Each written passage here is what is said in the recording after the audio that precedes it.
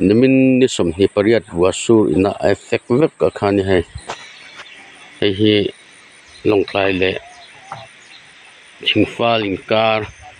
thingka pialok ania e kong pui hi achan ve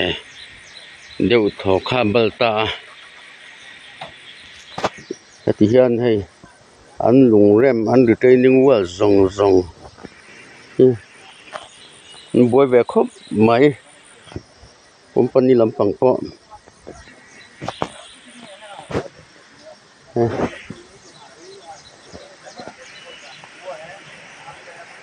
boi ve takan ni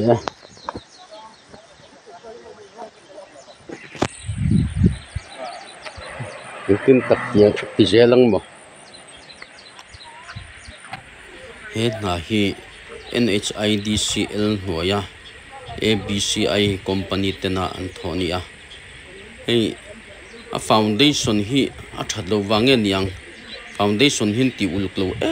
em thina chuwang chuanin helai te po hi foundation uluklo wang ani thengem ti te po hi ei to na thui tak min nei tira wang chuanin an tho te po hi uluk zoka kan an pui zel te po hi angai donin alang lai te po hi heti me han min bal tur chu ani lo sin male o ka ti dewa foundation hi an uluk ema foundation na tanga bal zel khan to thina chuwang chuan NHIDCL hoya ABC company te na tho hi